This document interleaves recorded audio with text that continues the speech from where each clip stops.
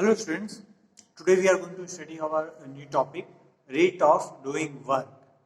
Work क्या होता है बेटा? वर्क हमने पिछले वीडियो में अच्छी तरह समझा दिया था, उसका थोड़ा सा इंट्रोडक्शन अब हम दे देते हैं।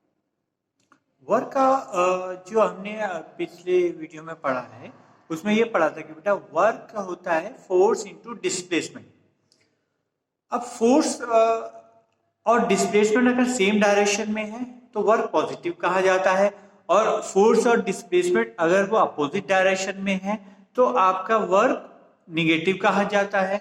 और फोर्स और डिस्प्लेसमेंट अगर म्यूचुअली परपेंडिकुलर डायरेक्शन में है then work done is said to be zero.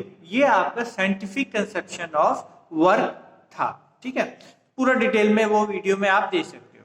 अब हम आते हैं थोड़ा सा आगे उसमें ये था कि जो वर्क करा जाता है वो किसी ऑब्जेक्ट में उसकी काइनेटिक एनर्जी की फॉर्म में स्टोर हो जाता है।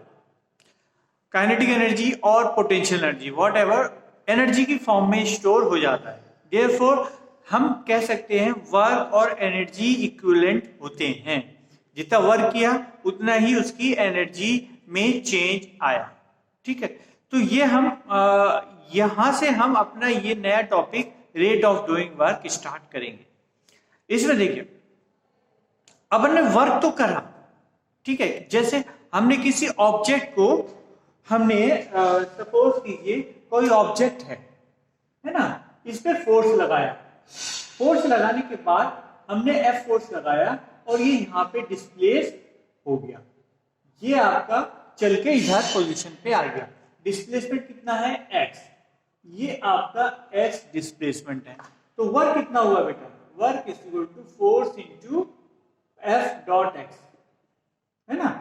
फोर्स इंटू डिस्प्लेसमेंट, यही इसकी एनर्जी हो जाती है, ठीक है। ये इसकी एनर्जी है, पोटेंशियल एनर्जी तो नहीं, मतलब ये वर्क डन जो भी करा इसके अंदर एनर्जी की फॉर्म में स्टोर हो गया, ठीक है। अब क्या होता है, अब यहां से हमने यहां पे ले गए, ये तो लीनियर डायरेक्शन में है इसलिए वेलोसिटी इसकी चेंज होगी। आप इसको पोटेंशियल एनर्जी की फॉर्म में भी ले सकते हैं कि आपका ऑब्जेक्ट ये था, आपने उठा के इसको यहां पर रख दिया, ठीक है। ये भी एक केस है ना, इसमें पोटेंशियल एनर्जी चेंज हो रही है। तो इसमें देखिए, इसमें भी एफ अगर आपका फोर्स ऊपर ले जा रहे थे, डिस्प्लेसमेंट भी ऊपर है, तो आपका वर्क डन कितना हुआ? एफ एक्स, ठीक है। ये बात समझ में आ गई। तो अब हमारा क्या मकसद रहता है, अब हमें जो rate of doing work, rate में जो हम टॉपिक हमारा है रेट ऑफ डूइंग वर्क, इसमें रेट वाला टर्म नया आया। तो रेट क्या होता है? रेट होता है बेटा पर यूनिट टाइम, ठीक है। तो अगर हमने ये वर्क किया, यहां से यहां तक हम किसी ऑब्जेक्ट को ले गए, और ये एक केस वन में हमें लगा 2 सेकेंड्स, 2 सेकेंड लगे, ठीक है। केस 2 में हमें ये 4 सेकेंड लगे। वर्क करने में हमको जो टाइम लगा, एक केस मान लेते कि 2 सेकेंड में हमने उठा के इसे यहां रख दिया, ठीक है। सेकेंड केस में ये मानते हैं कि हमने यहां से उठा के आराम से यहां पर रखा और हमें 4 सेकेंड लगे, ठीक है। अब वर्क तो बराबर हुआ क्योंकि आपने पोटेंशियल एनर्जी तो पाथ पे डिपेंड नहीं करती, टाइम पे डिपेंड नहीं करती, वर्क तो हुआ, है ना। और वर्क सेम हुआ दोनों में, केस में एफ एक्स, दोनों में एफ एक्स हुआ। तो फोर्स और फोर्स तो एम जी होगा, एम जी एच। ये हाइट अगर एम जी एच हो गई, ये आपका फोर्स क्या होगा? एम जी हाइट, ये एच की जगह एच मान लीजिए, एच हाइट हो गई है। तो एम जी एच इसका क्या हो गया? एम जी एच इसका पोटेंशियल एनर्जी हो गई, वो तो इसके अंदर स्टोर आपकी हो गई।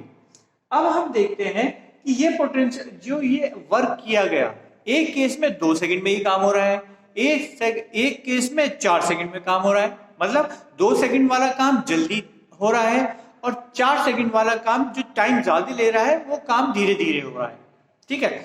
तो यही चीज को क्लासिफाई करने के लिए कि जो तेजी से काम करता है इसका मतलब उसकी पावर ज्यादा है ना, और जो धीरे से काम कर रहा है उसकी पावर कम है।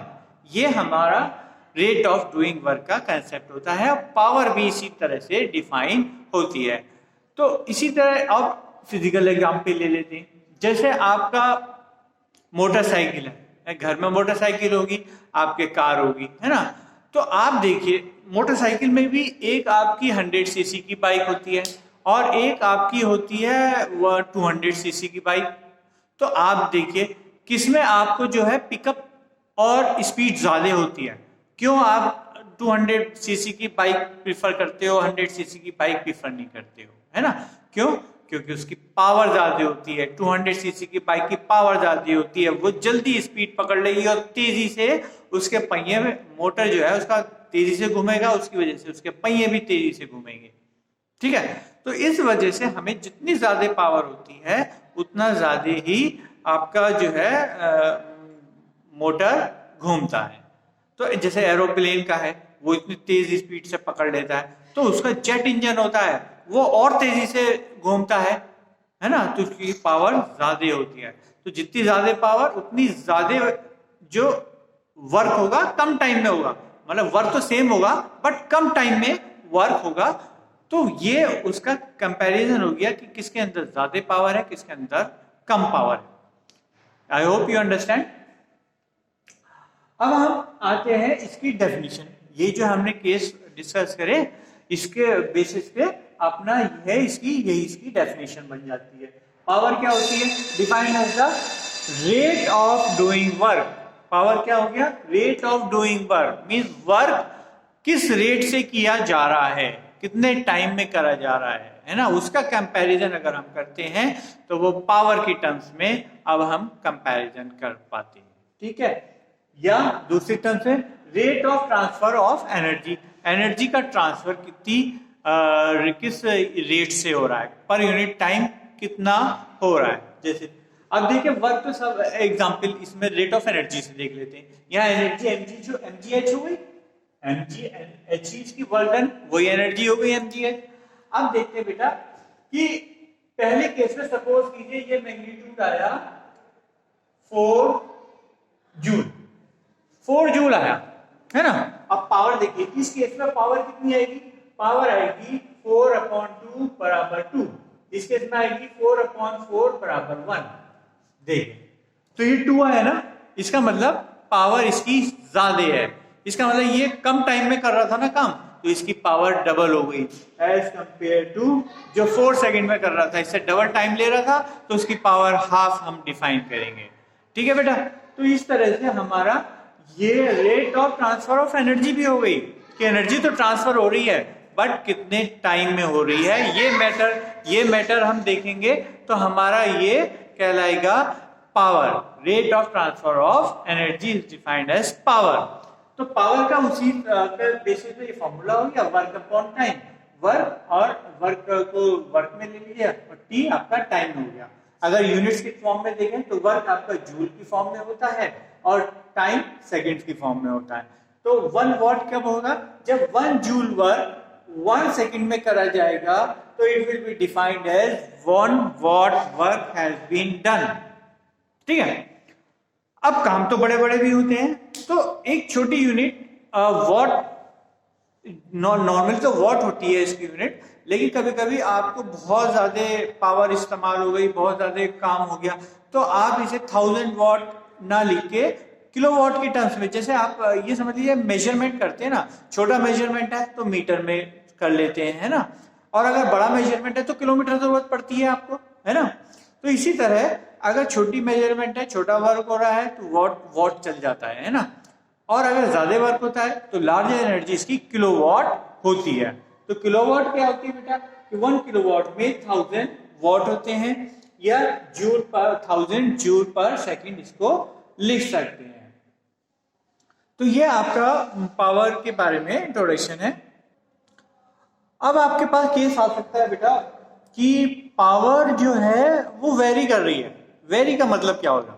वेरी का मतलब आप ये समझ लीजिए कि आपने यहां से स्टार्ट करना शुरू करा और यहां से यहां तक तो आप कितने सेकंड में ले गए? 0.5 सेकंड में ले रहे हैं। केस 1 में देख रहे हैं, केस 1 में टोटल तो काम 2 सेकंड में हो रहा है, बट आपका यहां से यहां तक तो आपने 0.5 सेकंड में ले गए और टोटल 2 सेकंड में था। इसका मतलब यहां से यहां तक आप 1.5 सेकंड्स में ले जा रहे हो। इसका मतलब क्या हुआ, यहां से यहां तक तो आपने जो हाफ डिस्टेंस थी इसकी h/2 वहां तक तो 0.5 सेकंड में ले गए और फिर बाकी हाफ आपने 1.5 सेकंड में ले जा रहे हो। इसका मतलब यहाँ पे आपने वर्क बहुत तेजी से करा और एज कम्पेयर वहां पे आपने नेक्स्ट हाफ में वर्क बहुत कम स्पीड से करा, है ना, तो पावर कम हो गई वहां पे। तो ऐसे केस में हम एवरेज पावर निकालते हैं, क्योंकि हमें तो इनिशियल फाइनल कंसीडरेशन करना है, टोटल कंसीडरेशन करना है। तो इसमें इसके लिए क्या फॉर्मूला होता है, ऐसे केसेस में जब एक ही काम अलग अलग पावर से हो रहा हो, अलग अलग टाइम में मतलब पावर वेरी कर रही हो लगातार, है ना, कि एक इंटरवल में तो तेज कर दिया, फिर हल्के कर दिया, है ना, फिर तेज कर दिया। जैसे आप जैसे वर्कर एक तरह से लगा लीजिए कि वो 100 एक फैक्ट्री में 100 आर्टिकल बना रहा है ना, तो शुरुआत में वो घर से फ्रेश आया है तो वो हो सकता है शुरुआत के 1 घंटे में ही 20 आर्टिकल बना दे फैक्ट्री में, है ना, और फिर थक जाता है तो फिर अगले 2-3 घंटे में वो 10 आर्टिकल ही बना पाए, है ना, फिर खाना खा लेता है, वो लंच कर लेता है, फिर एनर्जी आ जाती है, फिर वो अपना जो है 30-40 आर्टिकल्स बना देता है। तो इस तरह से उसकी जो है वेरी कर रही है ना, आर्टिकल्स बनाने की का टाइम वेरी कर रहा है, तो पावर वेरी कर रही है। तो ऐसे केस में हम पावर एवरेज पावर निकालते हैं। ऐसे केस में उसका क्या फॉर्मूला होता है, total energy consume upon total time taken. Means total energy निकालेंगे हम और टोटल टाइम निकालेंगे, दोनों को डिवाइड कर देंगे, हमें बीच में क्या हिसाब हो रहा है हमें कुछ लेना देना नहीं है। टोटल एनर्जी से हमें मतलब है और टोटल टाइम से हमें मतलब है, ठीक है। और आई होप यू अंडरस्टैंड। इसमें न्यूमेरिकल फिर नेक्स्ट वीडियो में बनाएंगे। Till then thank you and have a nice day.